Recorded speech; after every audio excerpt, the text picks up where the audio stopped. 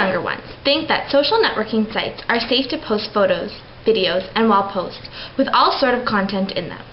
Provocative, underage drinking, and inappropriate actions are all the things that many young people think is safe to post on these sites, and that only people in the networks will see them. I'm here today to tell you that that isn't the truth. Once you post something on the internet, it is there for life, and it is becoming increasingly easier for people you don't want seeing your information to see it. BBC World News conducted a study to see how private the information you post on Facebook is. Here's a look into how private your information is actually kept. In touch with friends, post photos and share fun games and quizzes. And if you want, you can keep your personal details private from the rest of the world. Or at least, that's the implication. But we've discovered a way to steal the personal details of you and all your Facebook friends without you knowing. Even though these people have asked Facebook to show minimal details to people they don't know, we've got a lot more. Here's a profile we made up for the test.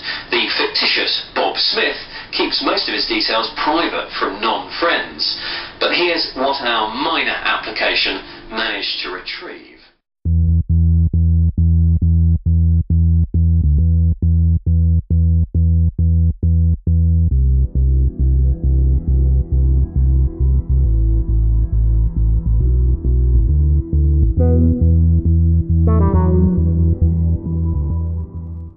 Media is nowhere near where it used to be.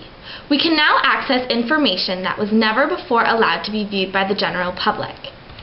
We also now are sharing personal information that was never before shown to the public. Social networking sites such as Facebook, MySpace, and Twitter are making it easier than ever to display your personal content for the whole world to see, whether it's photos from your recent vacation or how you're feeling today. These sites are allowing people access into your personal life.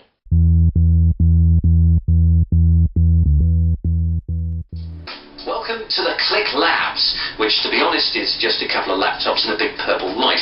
Nevertheless, this is where our resident coder Pete created a special application for Facebookers to add. See, one of the reasons Facebook has become so popular so quickly is because of the wealth of applications users can add to their profile pages. Little games, quizzes, IQ tests, there are thousands of them available. And once you've added an application, your friends are encouraged to add it too. Legally, I think Facebook are okay.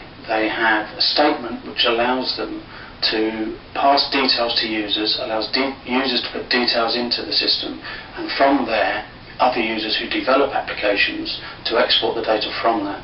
It's then a user's choice as to whether those applications function. That's their legal groundwork. That, I think, covers them.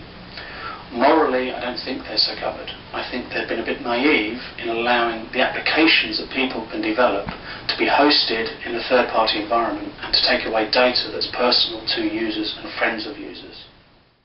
As things currently stand, I don't think Facebook could secure the current system. I think they would have to re-engineer Facebook and release a new version for all users. That would have quite a big effect on current applications. There are multiple thousands, I believe, of applications for Facebook. Each of these would have to be re-engineered, and potentially, in order to secure them correctly, they would have to bring them all in-house to Facebook. Facebook could then assess the code, perhaps sign the code, and ensure that users' information was kept confidential.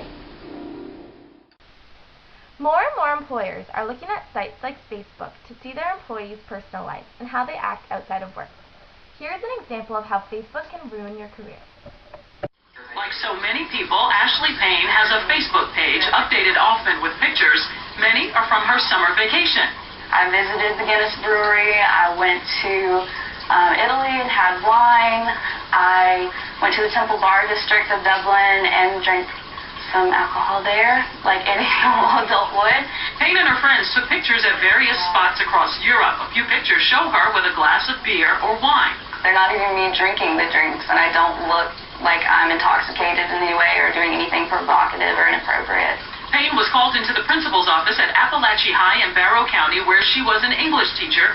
She was told that because of her pictures and the B word on one of her posts, she should resign immediately. The principal said he had talked to the superintendent, so he had represented that the decision had already been made and that the only way to avoid having a suspension on my record would be to resign.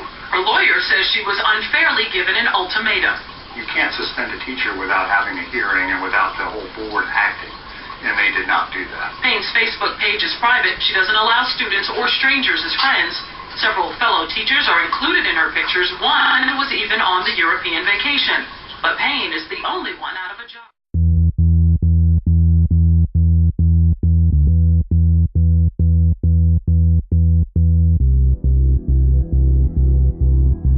Pictures and comments speak for themselves. Neither mother nor superintendent are proud of some of the things they've seen. But today, CMS Superintendent Peter Gorman put words to the frustration many are feeling. When you've got the most precious thing any family has, their children in it, you've just got a higher standard that you've got to reach.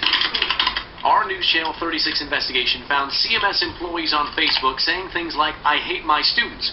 What we found happened outside of class, but the superintendent says it absolutely affects what happens inside. We've got moms and dads, and we've got students who need to be able to go into that classroom every day and have full faith and trust. So far, 4 employees have been disciplined, a 5th's on paid leave and facing possible termination for calling her school, Thomasboro Elementary, ghetto. That comment angering parents. These are my kids, and I want them to be able to go to a school where all the teachers love their job and love their kids.